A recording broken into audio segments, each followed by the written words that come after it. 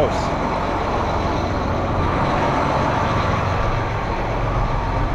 Hey everybody, it's Ryan. Welcome back to How Farms Work. We are about to start baling. This stuff got rained on 2 days ago, but I don't think it's gonna hurt it too much. Whether to choose between getting the hay rained on versus getting rain for the rest of the crops, we're okay with the rain. But we are gonna go out to my place and then down to Travis's place to start baling. So what we're gonna be doing right now is Dad's hay. Basically any of the stuff that we make out at my place needs to go down to Dad's, which I imagine we're probably gonna haul them in tomorrow or the next day. Just kind of following the forecast and see how long this takes us. But Travis is gonna be hopping in the 76 once he's done raking with the 4020 and the New Holland roll bar rake. But we're heading out to my place now to get started. It's just around noon. Let's get moving.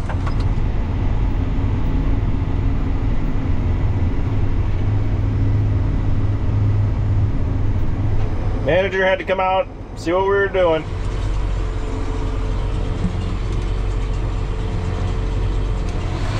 Got our field crews set for 2050. Let's get started.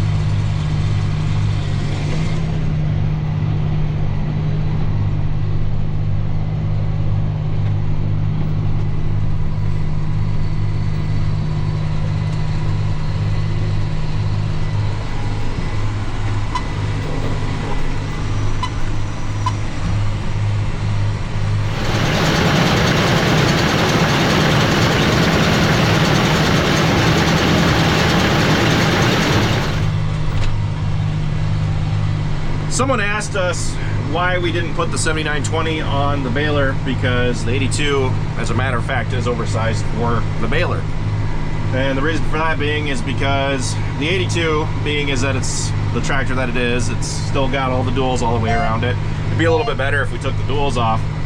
But since we can dedicate this tractor just to baling, that allows us to use the 7920 for other jobs.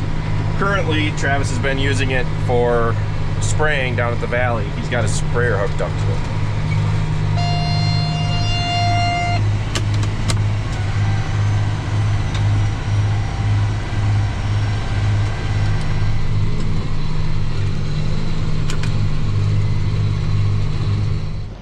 it. These are 64-inch bales, so they're quite large. Boy, she looks kind of wet. Moisture tester will tell. It's gonna take a hot minute for the temperature to warm up to the bale's temperature. They say typically it takes up to like 20 minutes for it to match the temperature of the bale. So I'm gonna hop back in the tractor, and on our lap back on this strip, I'll stop and we'll have a look at this, and then we'll take the test. That's the best way to get a truly accurate measurement.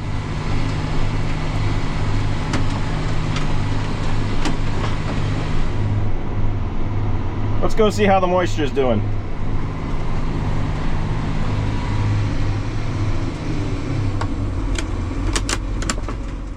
.2. We're gonna go ahead and save that. 23%. That's actually a little high, but not too terrible, especially considering the stuff did get rained on.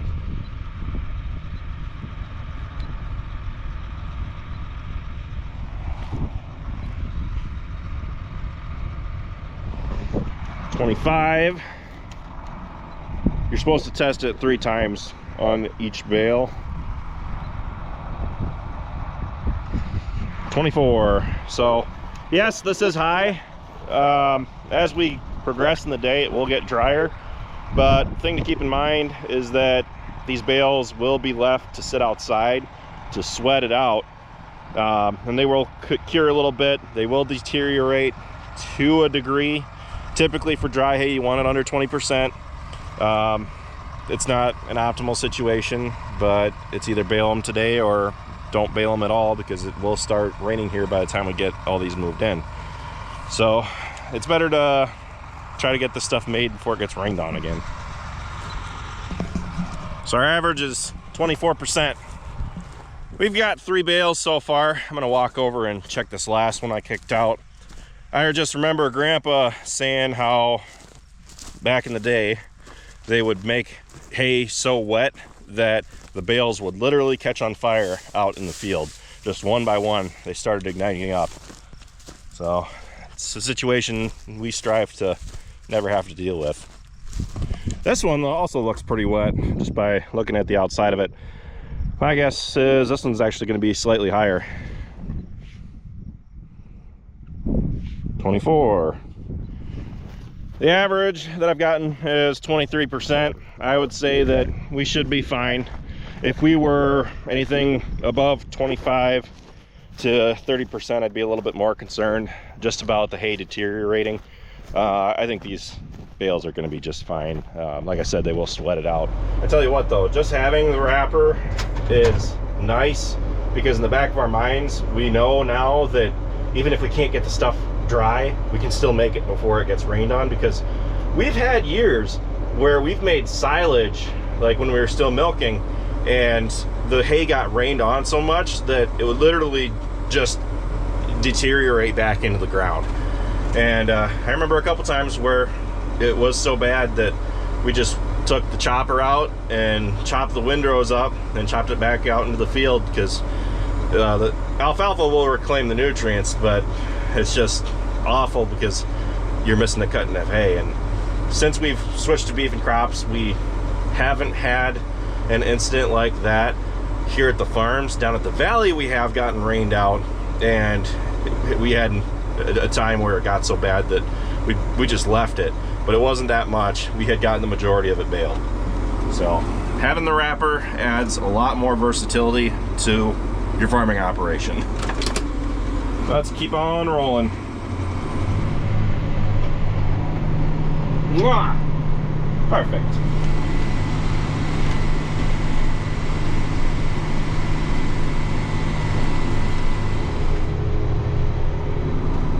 Just finished on the first farm. Now we're down to Travis's place. We're gonna be doing the strips out here, what's across the road, and then I'm gonna head to my field last.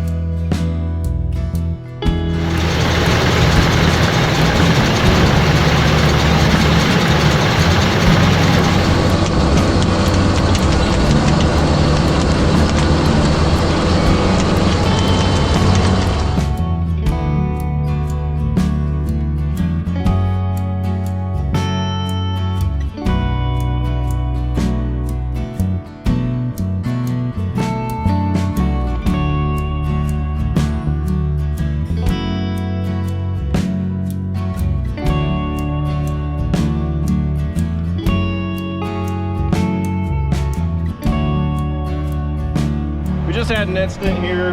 The power takeoff adapter fell off of the tractor. It's still connected to the PTO.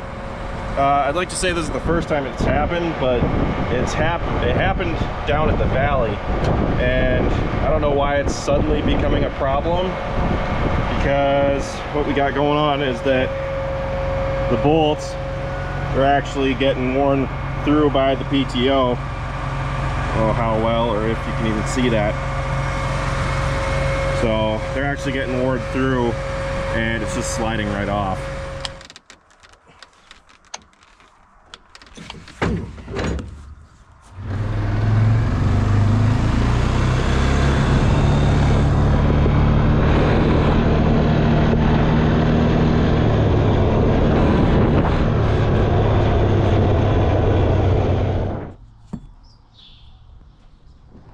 We robbed the 4640's power adapter, and this one, whether the adapter itself is going bad on the 82 or what, we never used to have a problem like that where it kept wearing through those bolts. So I just took this one since Sloan's is closed, can't get any replacement bolts, don't have any spares laying around because we've already used the spares. We're just throwing this on just to get done and get by for today so we can get our hay made.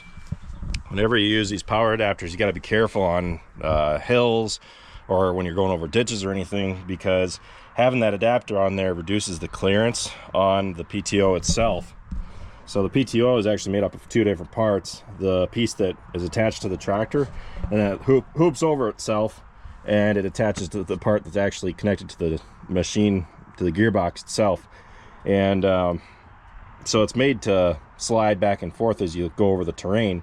Well, since you reduce your clearance there, it can actually shove this piece back further, especially when the machine is doing this as you're going down, like, let's say over a ditch or something. So that way it could, I mean, it could possibly be what's doing it, although we've not had a problem with it up till this point. So I don't know, we'll replace this and hopefully get done for the day, but that's something that we're gonna have to look into.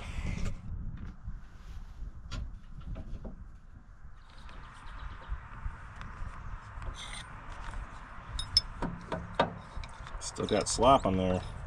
That makes me uncomfortable.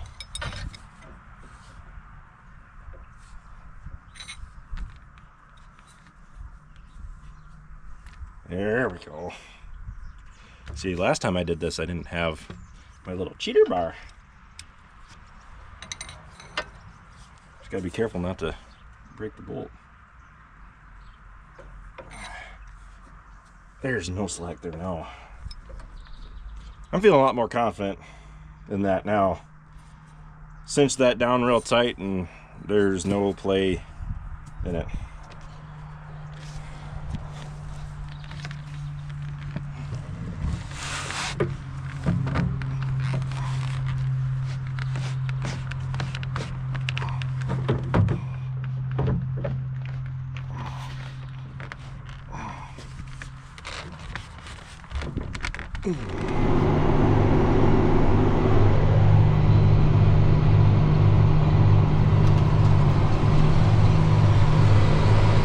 Running for now. The PTO adapter held on long enough for us to finish Dad's stuff. Someone had asked previously why we don't use less net wrap when we are wrapping the bales, and the fact is that we typically will or do, especially when we're making wetter stuff. So if I'm moving bales in from the 11 acres and we move them back to the buildings, I'll typically only want 2.5 wraps on there, because the less net wrap the better. Saves cost in the long run, obviously, but when you go to feed them out, it's also a little bit nicer because you have to make fewer trips around the bale if I'm not cutting them to take off the net wrap. And by doing that, saving money, saving time. And if we're keeping bales that are going into dry storage, we will wrap them at least 3 times. For example, the bales that we're making today, we're wrapping 3.1 times. And the reason for that is because they're going into dry storage. They will get probably beat up a little bit more, so having a little bit extra net wrap on there helps keep them together, especially when they dry out. You know, if you stab them with a fork or anything, they have a tendency to explode when they're dry. after bales sit in the wrapper for a while, they tend to stick together, and sometimes they'll get that layer of mold on the outside that clings the net wrap to them, which helps keep them together. But I'm hoping to mitigate that this year by letting the dry bales that we make sit outside to try to mitigate that layer that the bales get from sweating the moisture out. So hopefully by sitting out, they'll sweat it out, it'll evaporate, and then we can wrap them. That's kind of what I'm thinking or hoping to try to see if it helps. But when we're moving bales in from down at the valley, for example, Travis wants them wrapped 4 times because we're actually handling them in extra time because most of that hay gets sent up to the sales, up to the auction. So it really just comes down to how many times you're going to be handling the bales. You know, the more times you handle them, the more wraps you're going to want.